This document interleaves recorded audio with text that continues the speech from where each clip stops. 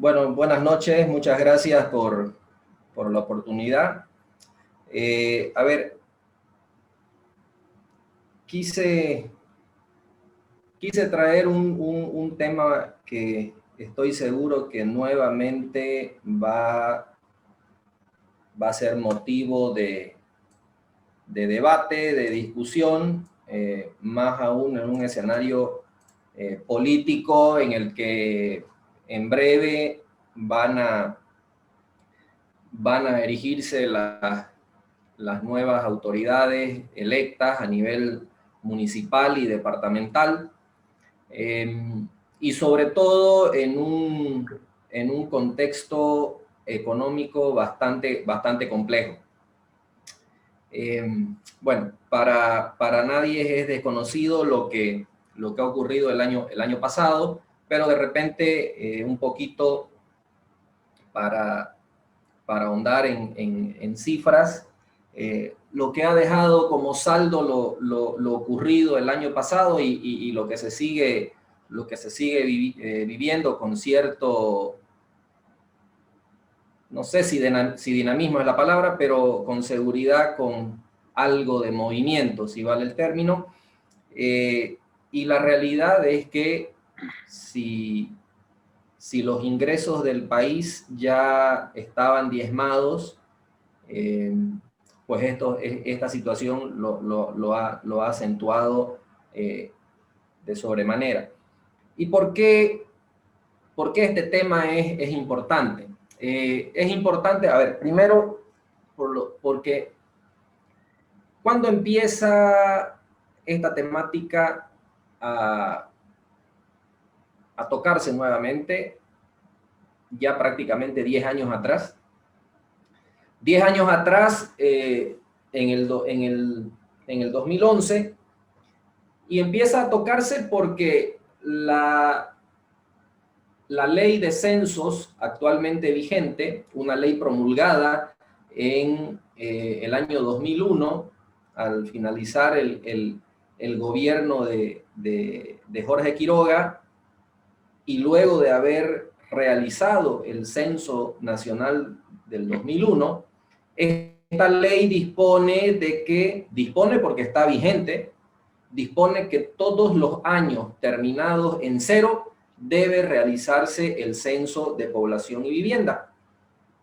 Esto quiere decir que debió realizarse el 2010, lo cual no se cumplió, y se realizó el 2012. Y debió realizarse el 2020 y tampoco se cumplió. Entonces, este tema viene a surgir a raíz justamente de estos primeros incumplimientos, puesto que el censo debió llevarse a cabo el año 2010 y se realizó el 2012. Y es importante empezar a aclarar algunos términos que es importante, y muchas veces la mejor forma de definir qué es una cosa es partiendo por la negación y entender qué no es, para luego con mayor facilidad entender qué es. Pero yo aquí quiero rápidamente mencionarles que este tema se empezó a tocar en el 2011, y realmente se ha escrito y analizado de una manera, pero sobreabundante, esta situación. Colegas economistas, instituciones sin fines de lucro, de análisis económico, nacionales, extranjeras, fundaciones, ONG, en todo lado algo se escribió y algo se analizó sobre esto. Lo que queda la duda es si se analizó bien y con los actores que son los llamados a analizar este tema. ¿Quiénes son los actores? Todos, absolutamente todos, y ahí está la complejidad. Ok, rápidamente les cuento una breve reseña. Justamente esta imagen es del año 2013, justamente donde participamos en en un documento técnico que presentamos al Comité Pro Santa Cruz, en la cual su nota de prensa justamente de aquella época, de marzo del 2013, exponía esta entrega y dio origen a juntar a varias instituciones y a varias personas para que el Comité Pro Santa Cruz luego pueda sacar este documento que se llamó Propuesta de Pacto Fiscal para Bolivia, en el que trabajamos con un equipo multidisciplinario y cuya publicación final se realizó el año 2013, justamente a final del año.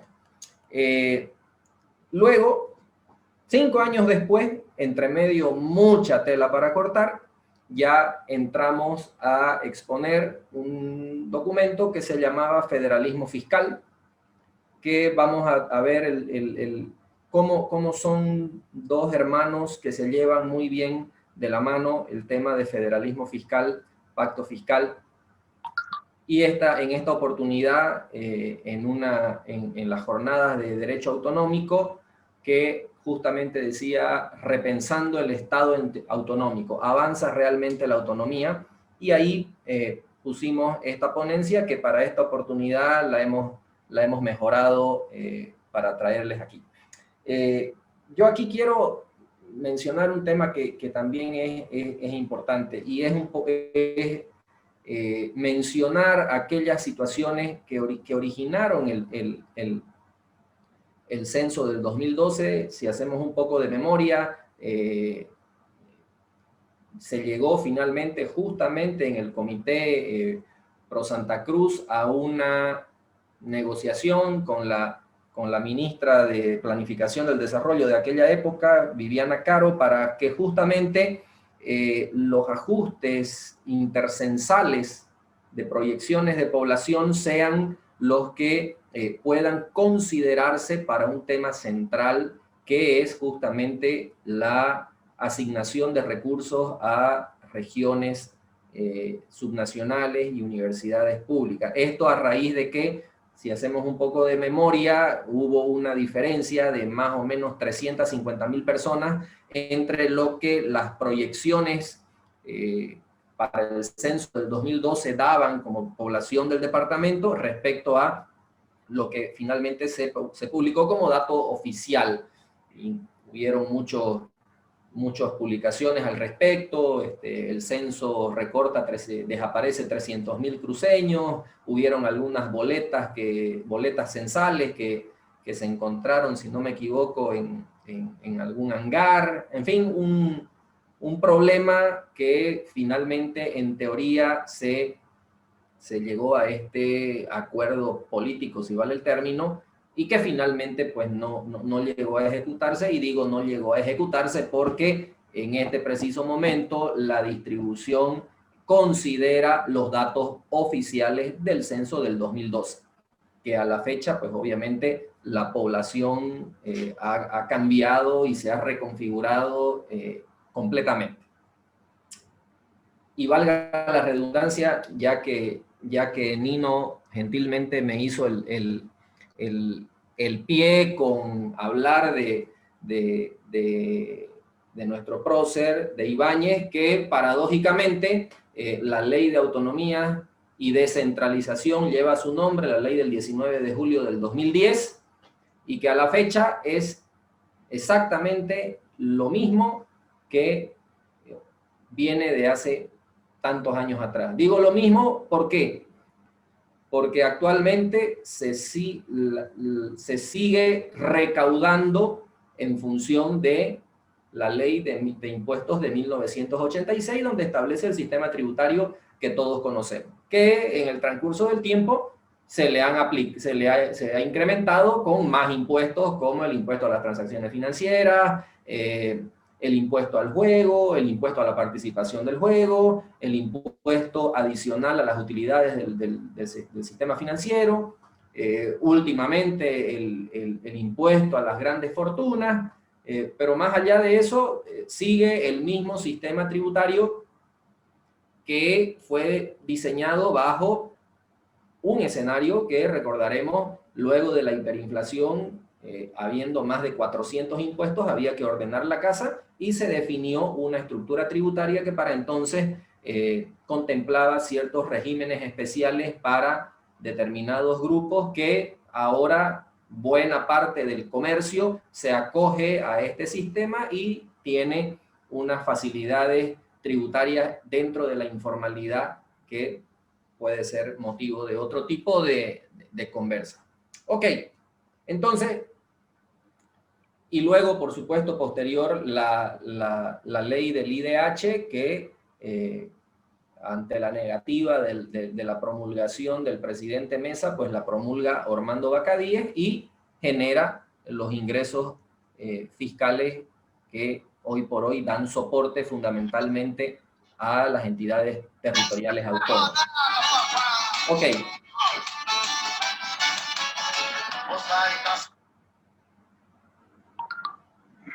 Gracias por poner en silencio.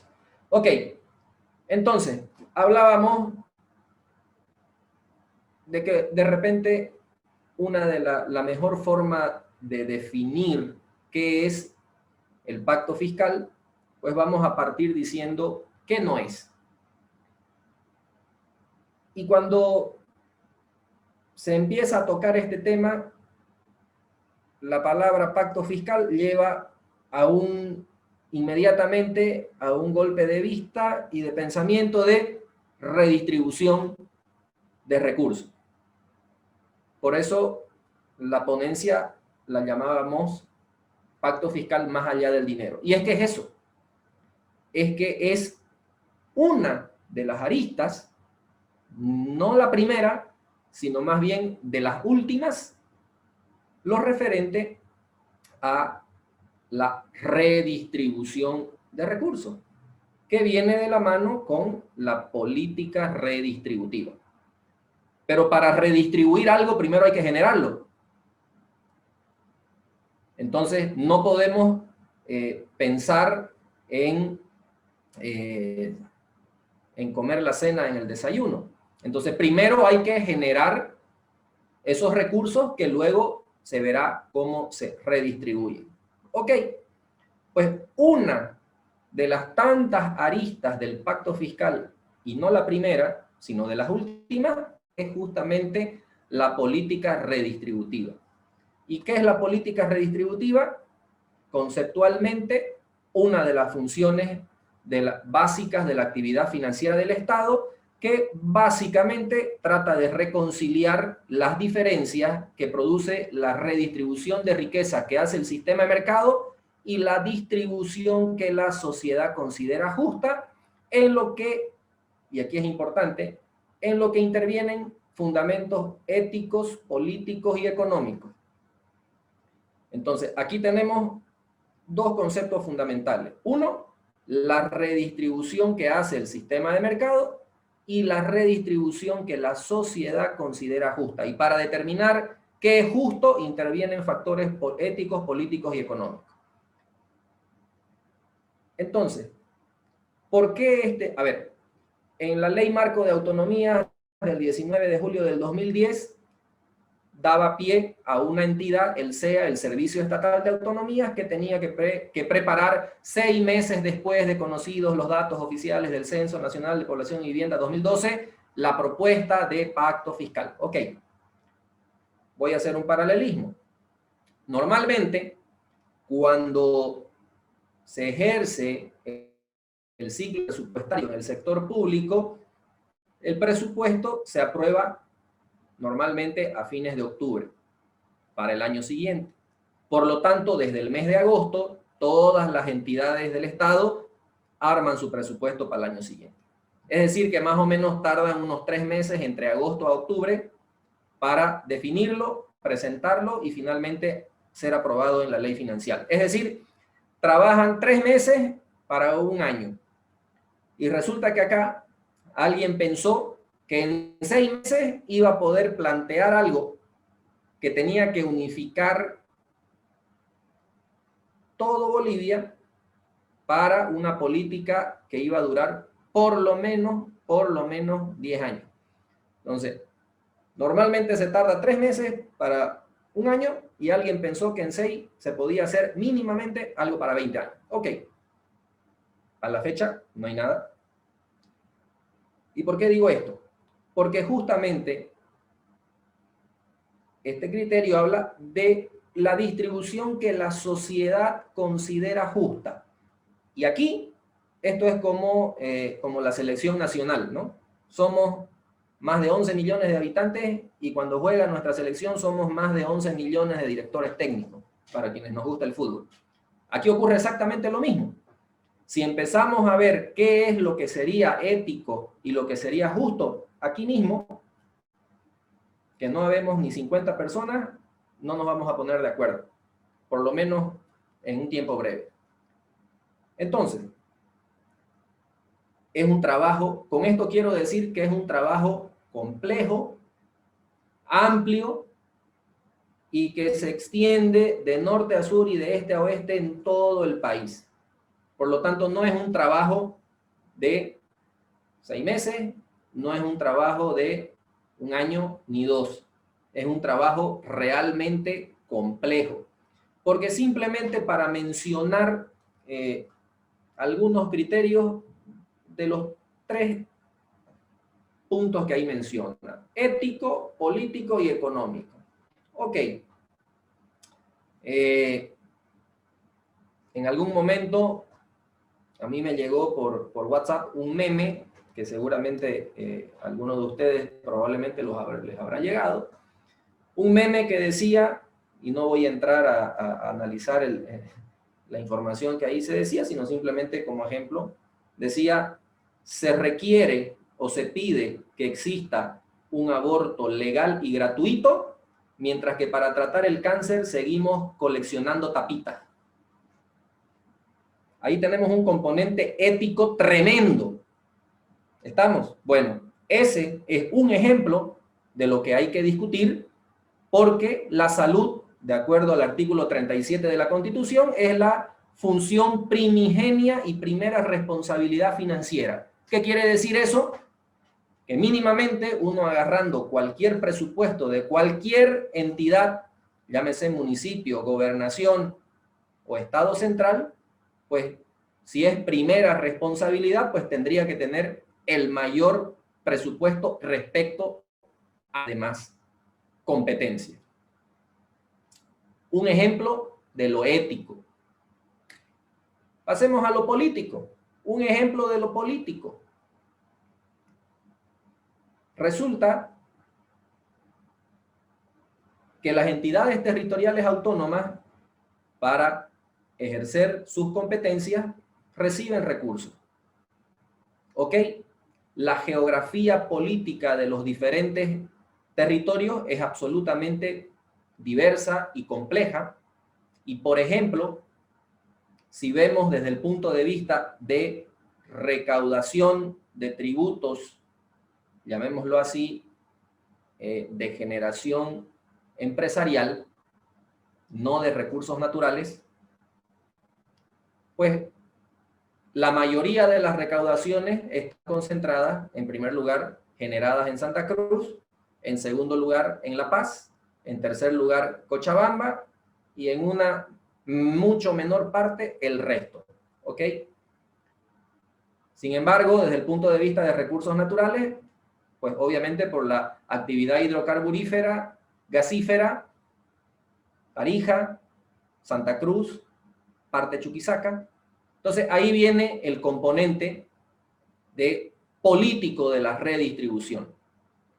Y el económico, ni qué hablar. Y aquí en el económico es fundamental otro aspecto que tiene que ver con la población. Porque una de las variables de redistribución económica está en función a la población.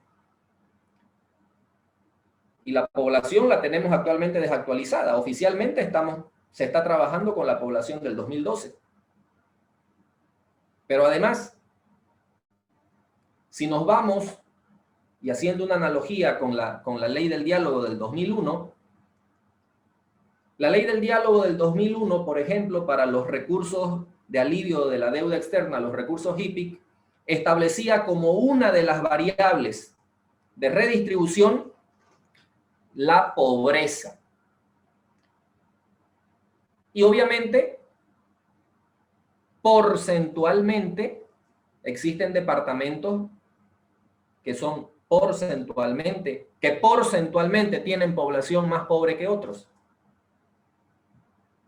Pero en números absolutos, los departamentos de mayor concentración de población, La Paz, Cochabamba, Santa Cruz, tienen en números absolutos mayor cantidad de pobres. Y aquí viene la pregunta: ¿qué es lo que redistribuye? ¿La persona o el porcentaje? ¿Quién es la que demanda necesidades?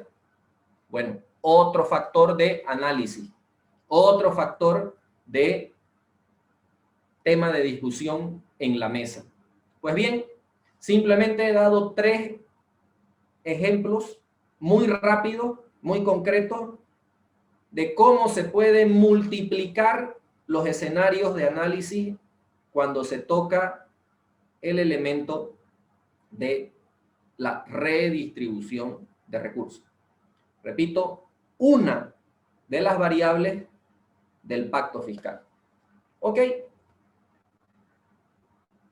¿Y cómo se redistribuye hoy en Bolivia? Les había mencionado, tenemos el desfase temporal del Censo de Población y Vivienda vigente actualmente, cuyos datos oficiales se utilizan para el efecto, censo del 2012, y que venimos con un sistema tributario que data del 86, con los incrementos de impuestos vía leyes que ya los mencioné.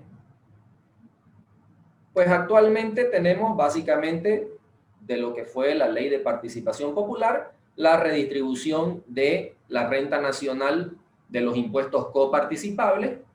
¿Cuáles son esos? Pues todos los que no son derivados de la extracción de recursos naturales: IVA, IT, RCI, IVA, impuesto a las utilidades, impuesto al consumo específico, etc. Y eso, en sencillo, va 75% TGN, gobierno central, 20% universidades, 20% municipios y 5% universidades. En este momento, o en este nivel, perdón, no existe la coparticipación de el nivel departamental, porque obviamente la ley 1551 de participación popular del 94 en el gobierno de Sánchez de Lozada, pues para entonces no existía el nivel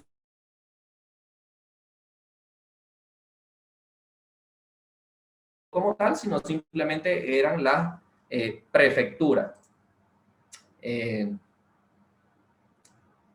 Por ello es que no está en esta configuración. Sin embargo, ya cuando ocurre la ley del IDH 2001, ya se toman en cuenta la ley del IDH 2004, ya se toman en cuenta al nivel subnacional de las gobernaciones.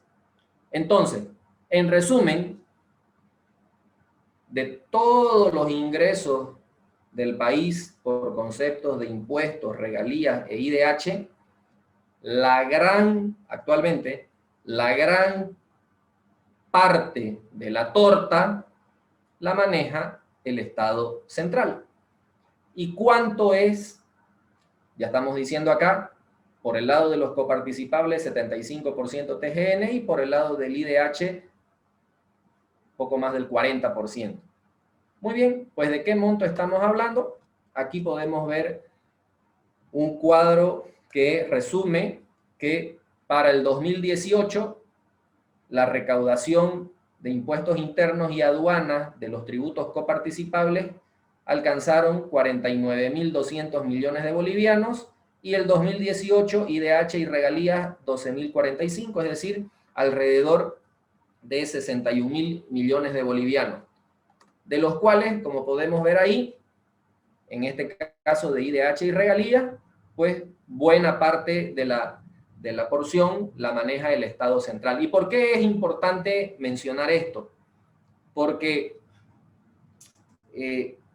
la pregunta que dice el encabezado que nos planteaba en aquel momento la Academia Boliviana de Estudios Constitucionales, donde dimos esta conferencia junto con el Colegio de Abogados, era: ¿avanza realmente la autonomía? Bueno, y la conclusión es, una autonomía sin recursos es como un cuerpo humano sin sangre. Es decir, aquí hay una anemia económica en el nivel autonómico, y para graficarlo de una forma, es difícil que avance la autonomía cuando existen ministerios que manejan más recursos que todo un departamento junto, todos sus municipios, su gobernación, más su universidad pública. Entonces, la solución de los problemas más álgidos de la población, salud, educación, servicios básicos, pues está de la mano del nivel local, de la alcaldía. Por lo tanto, si las alcaldías no tienen esa posibilidad de resolver estos problemas, pues obviamente se genera una dependencia del Estado central, que esa dependencia puede ser utilizada de una o de muchas maneras. Solo por mencionar uno de los ejemplos, existen municipios y no lejos, sobre todo los de la ruta misional, donde, por ejemplo, no tienen el más mínimo, y perdón, aquí me voy a cuidar muy bien de lo que voy a decir, porque a veces uno se puede meter en problemas por esto, pero existen deficiencias en cuanto a alcantarillado sanitario, existen deficiencias en cuanto a entierro sanitario de desechos, y por supuesto, de nada sirve, o de muy poco sirve, tener un título que diga Patrimonio Cultural de la Humanidad, una iglesia hermosa, cuando las condiciones para el turista son bastante difíciles. Solo por poner un ejemplo. Pues muy bien, entonces difícilmente se puede avanzar bajo este panorama. Bueno, ahora, ok, vamos a entrar, ya dijimos que el pacto fiscal no era solamente redistribución de recursos, ese era un elemento. Ok, ¿qué es el pacto fiscal? Eso y qué más. Pues justamente es un contrato complejo de consensos entre lo que puede y debe o no hacer el Estado en materia fiscal, económica y social, y puede extenderse hasta reformas tributarias o presupuestarias. Implica un diseño ambicioso e integral de las políticas públicas, fundamentalmente para elevar la productividad de la gestión pública y favorecer el desarrollo de la institucionalidad democrática. ¿Ok? Muchos términos y muchos conceptos, vamos a tratar de explicar brevemente algunos. Bueno, un contrato complejo de consenso, lo había mencionado hace un momento, y justamente es eso, es un contrato complejo de consenso. Por lo tanto, pensar que se iba a resolver en 6 meses, pues era una utopía. Ahora, entre lo que puede y debe o no hacer el Estado en materia fiscal, económica y social, y se extiende hasta reformas tributarias, y es lo que estábamos hablando. A ver, vamos de atrás para adelante. Fundamentalmente para elevar la productividad de la gestión pública. ¿Qué quiere decir esto? Quiere decir que, por supuesto, mientras menos personas trabajen en el Estado y brinden solución a la población, va a ser más productivo y más eficiente. Muy bien. Lo que hemos vivido de un tiempo a esta parte es todo lo contrario, sino que más bien el aparato estatal se ha inflacionado de funcionarios bajo un concepto de que el Estado tiene que ser un Estado fuerte, y un Estado fuerte, por lo menos desde mi óptica, no tiene nada que ver con que tenga supernumerarios. Entonces, algo que tiene que ocurrir aquí es justamente evaluar la productividad y eficiencia de los funcionarios del Estado. Lo cual también es complejo porque cada funcionario es un voto y por lo menos tiene una familia mínimo de 2 personas en edad de votar. Por lo tanto, ahí viene otro tema referente a lo que debe y no debe hacer el Estado. Reformas tributarias o presupuestarias. Hace unos días atrás veíamos que se identificaba, ¿no? Existen en Bolivia 181 millonarios a los cuales se les ha cobrado el impuesto a las grandes fortunas y representan el 0,0001% de la población. La verdad que cuando se juega con los porcentajes es grotesco, pero bueno, vende, al menos políticamente. Y claro, para ponerlo en una analogía un poco sarcástica, es fácil ir a cazar al zoológico, decía el representante de un gremio. Y es que es verdad. Para nadie es desconocido la tremenda cantidad de personas que no tributan en este país y pueden estar teniendo un muy buen ingreso. Pero es complejo ir e incorporarlos a la práctica habitual del pago de impuestos. Por lo tanto, ahí es donde tiene que entrar una reforma tributaria. ¿De qué manera se incorpora a esta gran masa de personas de una manera gradual y consistente? El gran problema es que hoy por hoy, mientras hay menos recursos respecto a algunos años atrás, pues es más complejo.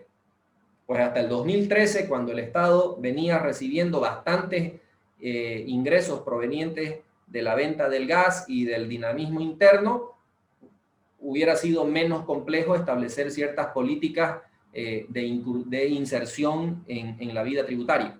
Hoy, más complejo todavía. ¿Y qué es lo que debe o no debe hacer el Estado en materia fiscal, económica y social? Pues muy bien. Uno de los elementos de qué debe y qué no debe hacer, solo para que grafiquemos un poco, cuando una entidad territorial, llámese municipio o gobernación, quiere inscribir un proyecto de inversión, pues tiene que cumplir una serie de pasos hasta que finalmente el Estado, porque es la fe del Estado la que avala un crédito de dinero, finalmente los organismos internacionales le prestan al Estado boliviano. Pero sin embargo, el nivel central del Estado, y obviamente es mucho más fácil cuando en la asamblea no existe pesos y contrapesos, pues puede, sin mayores complicaciones, generar o incursionar en financiamiento internacional, ya sea a través de la emisión de bonos en el mercado internacional o los créditos directos en los organismos internacionales. Entonces, hay aquí un desbalance entre lo que puede y no debe hacer el Estado en sus diferentes niveles de gobierno. En materia económica, bueno, parte de lo que hemos hablado, y en materia social, a ver, el tema competencial es aquí un tema complejo, y hablando de materia social, dada la coyuntura actual, por ejemplo, uno de los puntos, y también es parte del debate, uno de los puntos, por supuesto, es, ok, actualmente muchas instituciones solicitan, tanto privadas como sin fines de lucro, solicitan la posibilidad de, por cuenta propia, pues, importar vacunas. Hasta la fecha, sigue en proceso de evaluación hasta donde conozco. Entonces, hasta ese tipo de cuestiones son las que tienen que debatirse en este proceso complejo.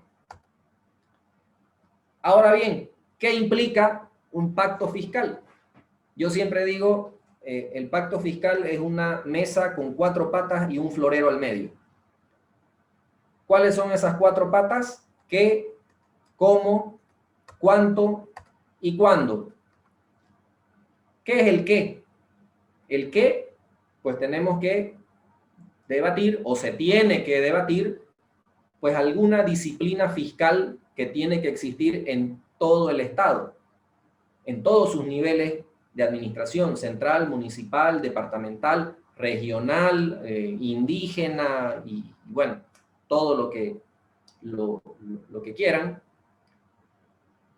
Pero parte de esa disciplina fiscal es establecer con claridad para todos los niveles, incluyendo el nivel central, políticas de endeudamiento, políticas de generación de impuestos y, por supuesto, el equilibrio entre gastos e inversiones.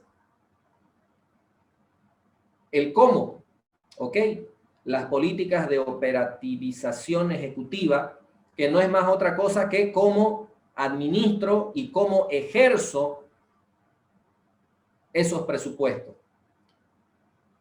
Es decir, cuándo y cómo vamos a una licitación pública nacional, cómo y cuándo vamos a una licitación pública internacional, cómo y cuándo se va a través de compras menores, entre comillas. Pero aquí repito, o sea, con una ecuanimidad que tiene que estar establecida. Y esto implica de que,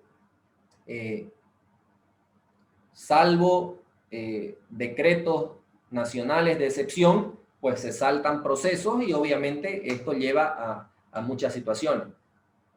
Entonces, aquí es importante ver qué grados de libertad va a tener el nivel central respecto a los otros niveles de gobierno. El cuánto, aquí ya vienen las políticas de redistribución.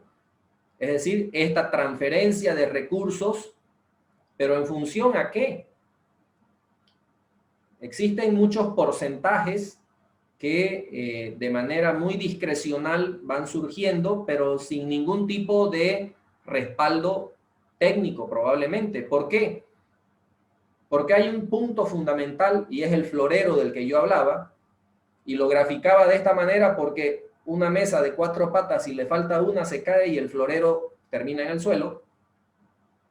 Porque en función a porcentajes fríos, es posible redistribuir unos recursos que desde el punto de vista de los costos competenciales para un determinado nivel de gobierno sean insuficientes y para otros niveles de gobierno sean absolutamente suficientes y queden con remanentes.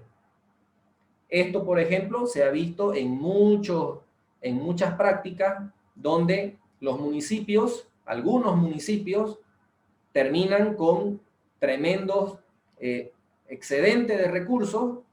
Sin embargo, habiendo necesidades, pareciera paradoja, pero este es un tema que no puede sacarse de la ecuación. Y ok, un elemento de redistribución será la pobreza, otro será la población, pero no podemos quitar de la ecuación lo fundamental que son los costos competenciales. ¿Cuánto cuesta la salud en Santa Cruz? ¿Cuánto cuesta la salud en La Paz y en otros departamentos? No es necesariamente ni siquiera similar, por condiciones geográficas, por condiciones climáticas, por todo lo que quieran. ¿Cuándo? Tesorería fiscal, lo cual es la otra variable fundamental, porque obviamente los impuestos se recaudan de una forma y se redistribuyen de otra forma en determinados tiempos. Por lo tanto, si recaudo un impuesto en enero y recién lo redistribuyo 4 meses después, pues obviamente esto genera un descalce de flujo para las entidades territoriales autónomas que en teoría debió estar previsto en la etapa de formulación.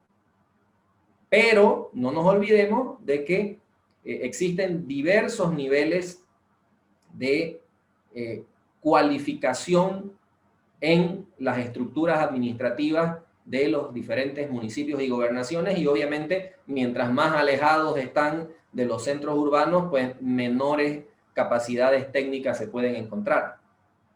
Entonces, como pueden ver, estamos hablando de muchas cosas técnicas fundamentalmente, pero también aspectos eminentemente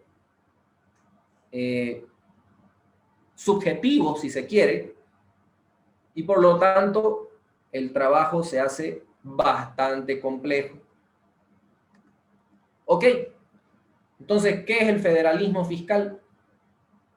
Esta primera palabra que causa tremenda polémica,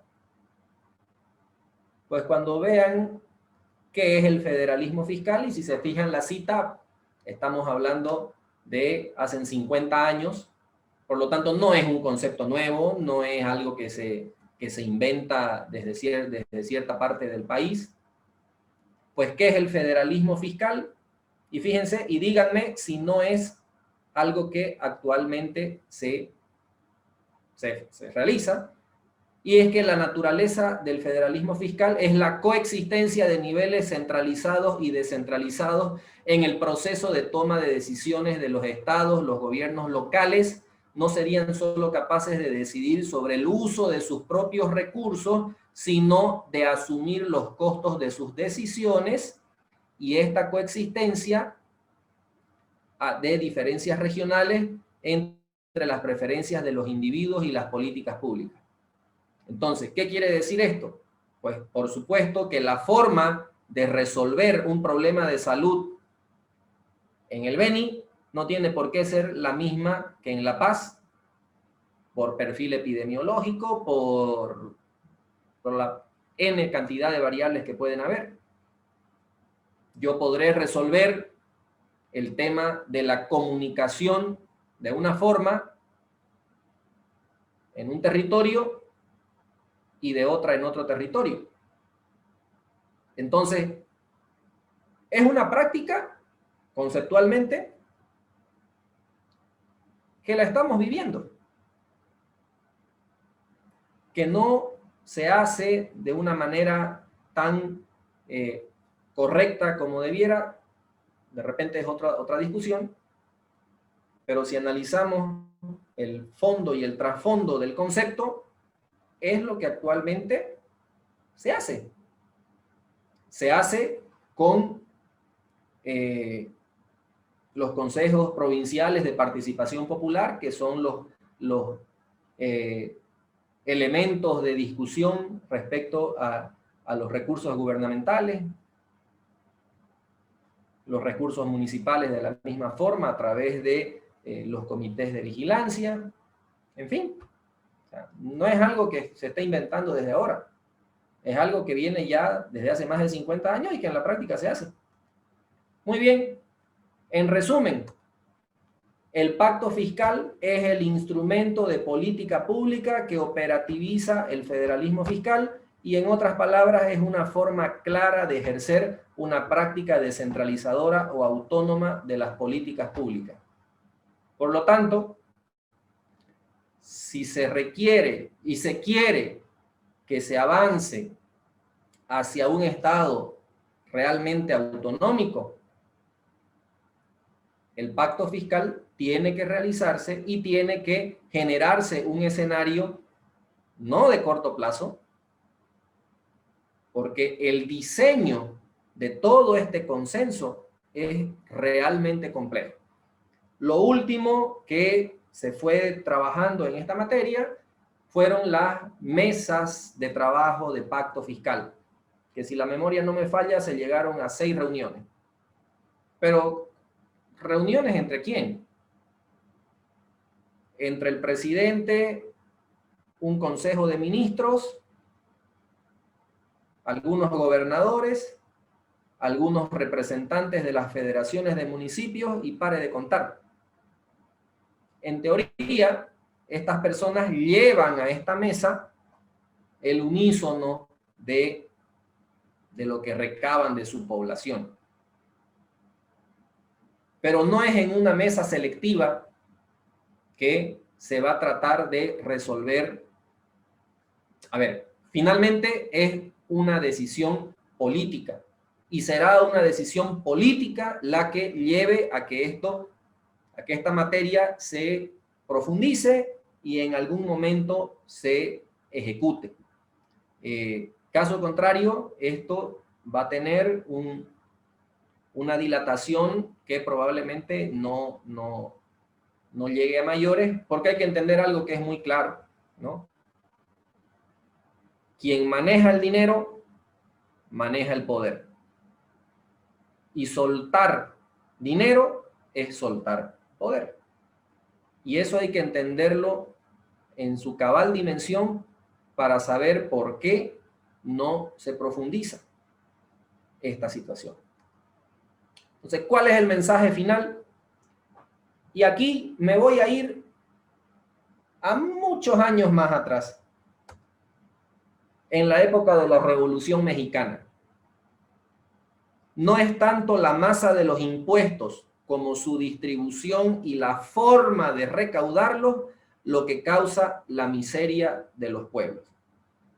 Entonces, si no establecemos un mecanismo donde cada vez sean más los que paguen impuestos, si no establecemos un mecanismo de tal suerte de que esa recaudación sea efectivamente ejecutada, y cuando digo efectivamente ejecutada me refiero también en que de por medio exista el menor margen de desviación de recursos por los aspectos que todos conocemos, pues de lo contrario será la causa de la miseria de los pueblos. Se lo dijo en 1864, han pasado ya 120 años o mucho más, ya hasta la matemática me falló a esta hora de la noche, pero fíjense que se viene repitiendo a lo largo de los años, y no aquí, en muchas partes del mundo, y lamentablemente en la zona americana, lo cual nos dice mucho de por qué nuestros pueblos están como están. Eso les traía hoy día. Es un tema apasionante, no alcanza una charla, ni mucho menos para quizás discutir lo mínimo, pero ¿por qué consideré importante traerlo a colación? Porque estoy seguro que es un tema que en no menos de un mes, porque el 3 de mayo se posesionan las nuevas autoridades, habrá un peso y contrapeso en cuanto al poder político nacional y regional. Y bueno, probablemente cómo se vaya a presentar la pensión o distensión de aquí en adelante, a pesar de la coyuntura, va a depender si finalmente como país podemos avanzar o seguimos como estamos hasta ahora. Muchas gracias.